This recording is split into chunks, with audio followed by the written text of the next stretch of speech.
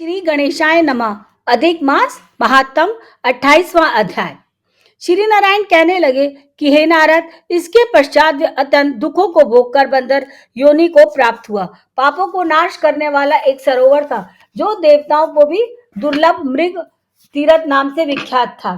इस तीरथ में वह ब्राह्मण फलों की चोरी से पाप से बंदर की योनि को प्राप्त हुआ। नारायण जी कहने लगे, हे प्रभु, करोड़ों पापों से युक्त वह बंदर उस तीरथ में कैसे बसता रहा? श्री नारायण बोले, चित्रकुंडल नाम का वाला कोई वैश्य था। इसकी तारका नाम की स्त्री थी। इन दोनों के पुरुषोत्तम मास करते हुए वह पुरुषोत्तम मास में चला गया। पिछला दिन आने पर स्त्री सहित चित्रकुंडल ने अत्यंत प्रसन्नता के साथ उद्यापन किया और उद्यापन करने के निमित्त स्त्री सहित वेद वेदांग को जानने वाले ब्राह्मण को बुलाया। हे नारद, वहां धन के लोभ से कंजूस ब्राह्मण भी पहुंच गया। जब उद्यापन विधि समाप्त हुई तो चित्रकुंडल वैश्य ने स्त्री सहित ब्राह्मणों को अत्यधिक धन देकर प्रसन्न किया।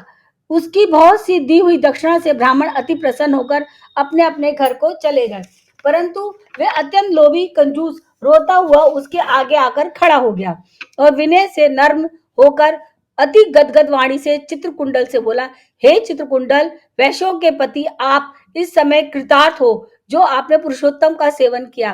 ब्राह्मणों को बहुत सा धन दिया, किंतु मुझ भाग्यहीन को तो कुछ नहीं दिया। उस कंजूस के ऐसे वचन सुनकर उस वैश्य ने कंजूस को बहुत सा धन दिया। उस ब्राह्मण ने उस धन को लेकर पृथ्वी में गाड़ दिया।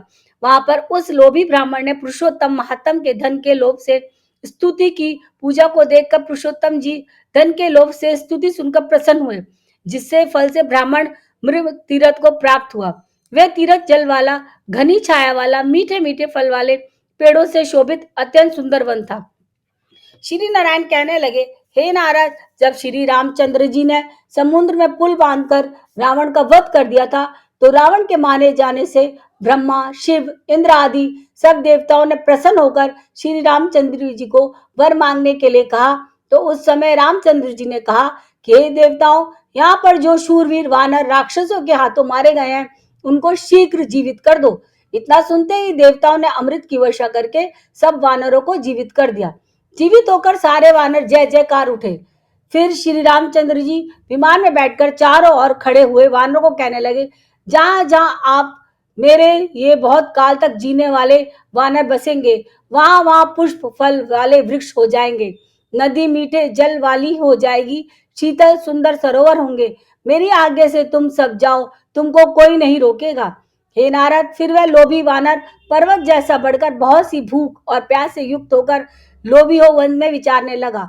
जन्म से ही उसको मुख से पित्त की पीड़ा थी। उस पीड़ा से रात दिन उसके मुख से रुधिर बहता था।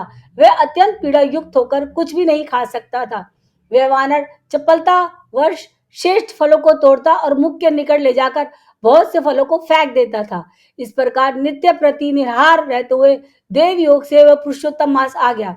उस मास में भी वह उसी तरह शीत वायु आदि से पीड़ित रहा।